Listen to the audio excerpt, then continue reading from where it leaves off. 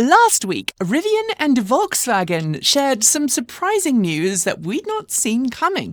Specifically, that Volkswagen and Rivian had entered into a partnership that will see Volkswagen invest at least $1 billion and as much as $5 billion into Rivian, and in turn, Rivian and Volkswagen agree to work together on a new joint platform for software-defined vehicles, or SDVs. The news caused Rivian stock to soar more than 36%. Meanwhile, Volkswagen's stock dipped a few tenths of a percent as Wall Street started to examine what the news would mean for both firms. And on the face of it, the news seems pretty simple. Rivian gets a much-needed cash injection at a time where it's clamouring for extra capital to finish pre-production preparations for its upcoming Rivian R2 family of vehicles, and Volkswagen gets to benefit from Rivian's knowledge in the EV marketplace. But is there more to it than a simple headline? What are the risks for both companies? And where have we seen this all before? I'm going to explain it all.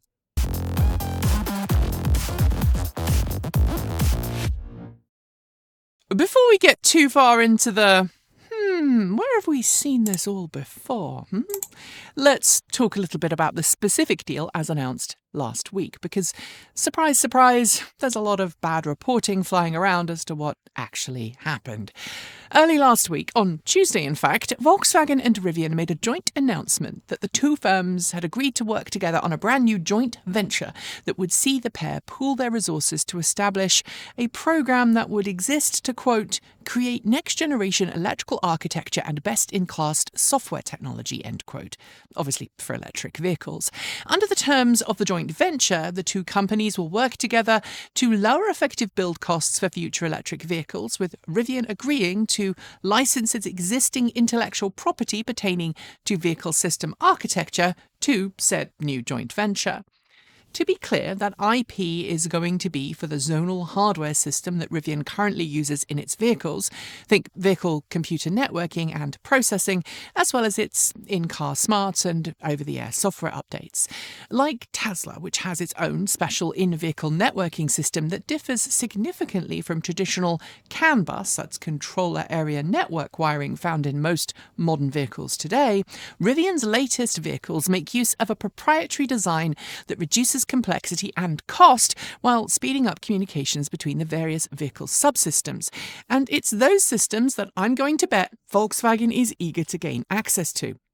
Along with Rivian Smarts, of course, when it comes to over-the-air updates, infotainment systems, and in-car tech. In exchange, Volkswagen will put down a $1 billion investment into Rivian by offering the company what's known as an unsecured convertible note. That note, at a later point in time, once various checks have been carried out and milestones met, will be turned into a stock shareholding in Rivian through the issuance of common stock.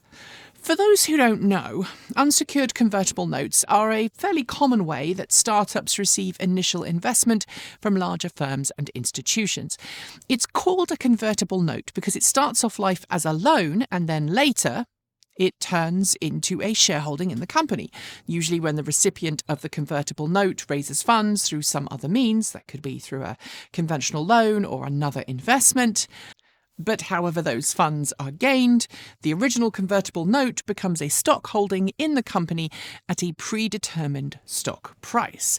In the case of the Rivian-Volkswagen deal, I don't believe that rate has been publicly stated, but it usually allows for stock to be issued to the originator of the convertible note at a significantly reduced stock price compared to retail if things go well. But if things go badly, because it is an unsecured convertible note, the company issuing the convertible note has limited recourse if the receiving firm were to go bankrupt.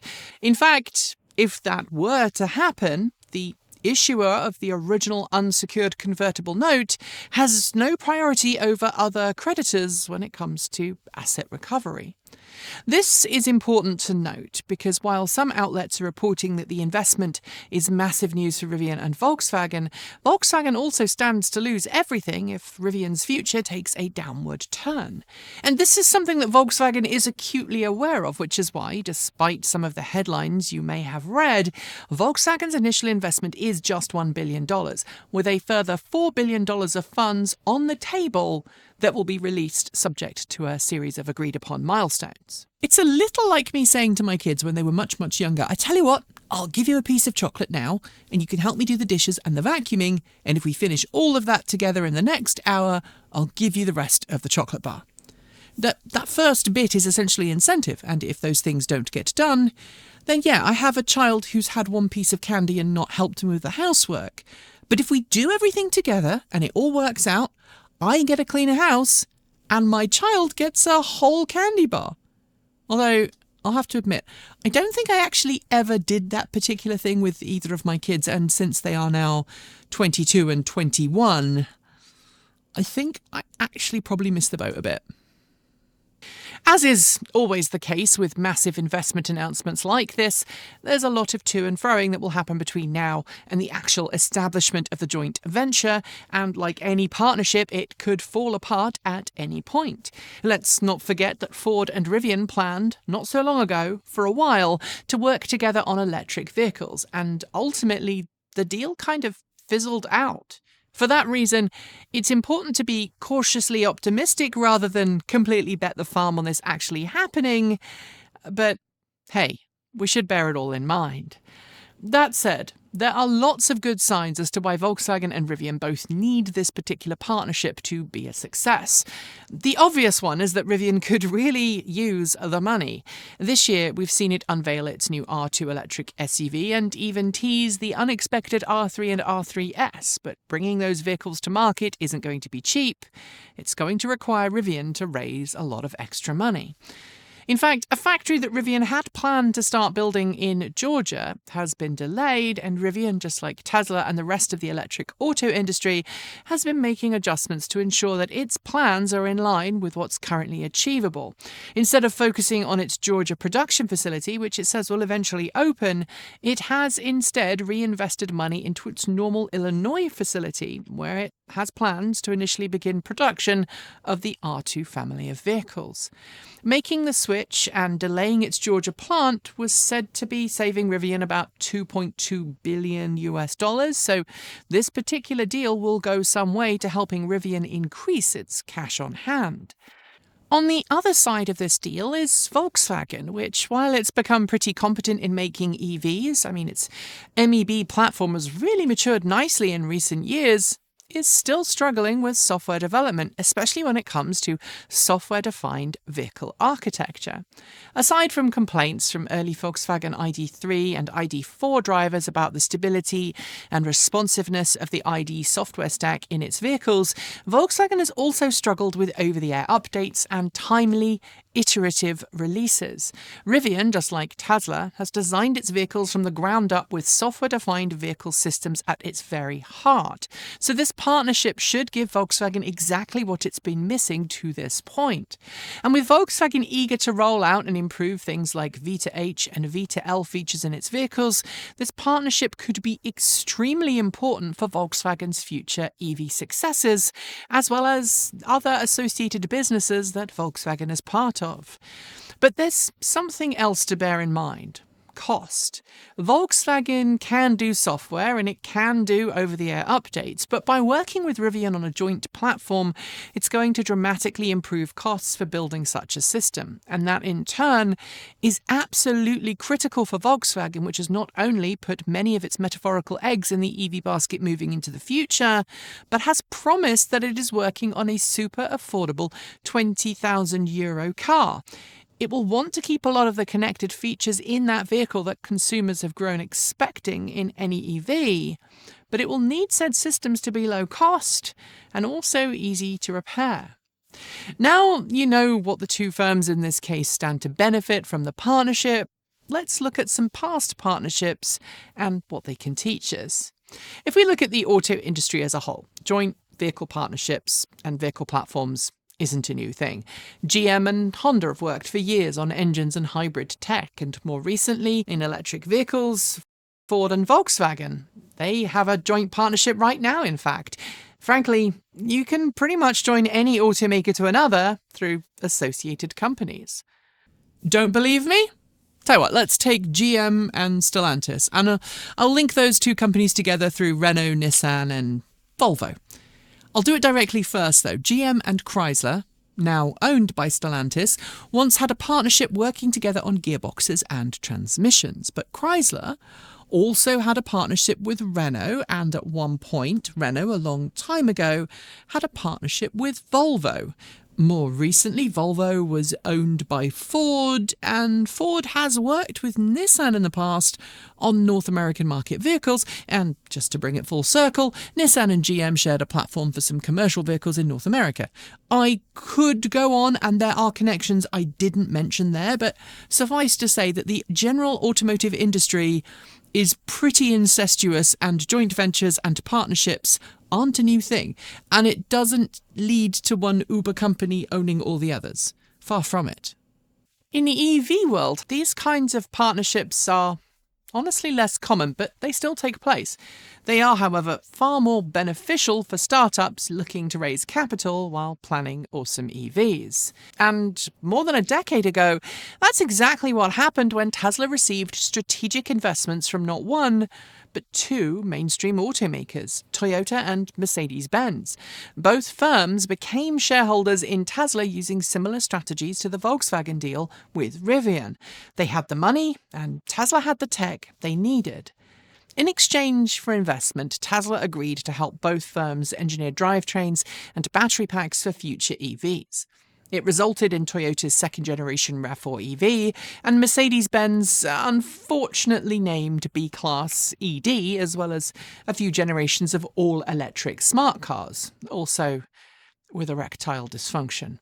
And if you've been following Tesla for any length of time or happen to have a thing for history, you'll know that Tesla was on its metaphorical knees at the point that Mercedes-Benz and Toyota made sizable cash injections.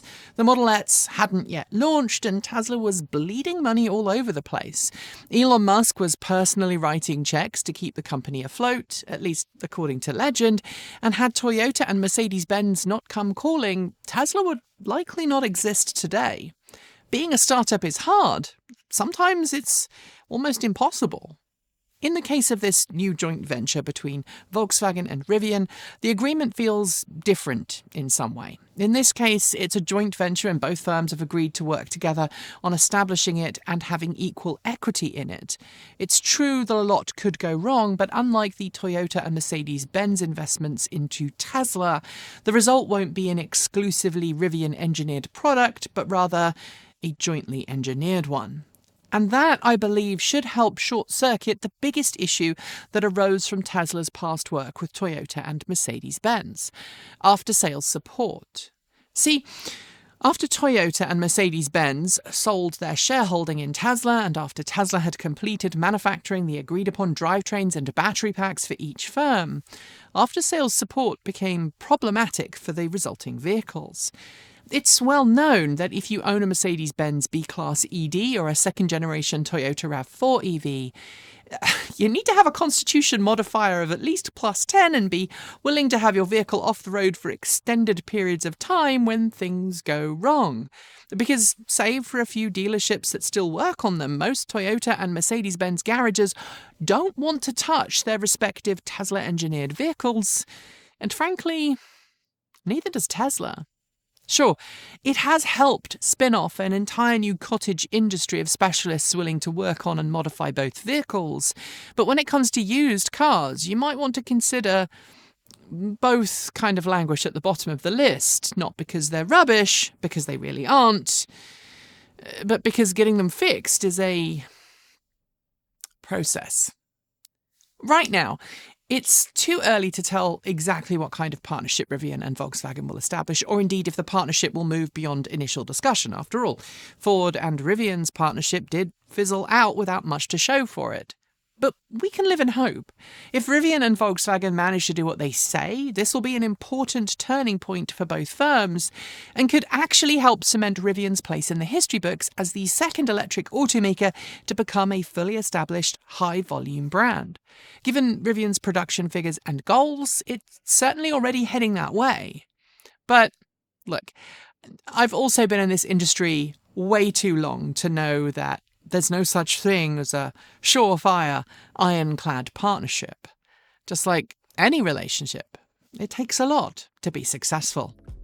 Thanks for joining me today, and if you've got thoughts, make sure you leave them below in our Discord chat room, or you can reach out to us on Mastodon. Thanks to the amazing list of people scrolling by on your screen right now. They are some of the more than 1,500 people who help fund this channel through Patreon and YouTube. They help cover our bills, pay our team, and they make sure that we can remain 100% independent. If you'd like to join them and see your name listed here, just follow the links below. There are a range of different tiers you can sign up for from as little as $1 a month, or if you pay yearly, just over $10 a year. A massive welcome to our newest supporters: Carol Bulawa, Rolfondo, Michael Owen, Winter, and Wilton Live.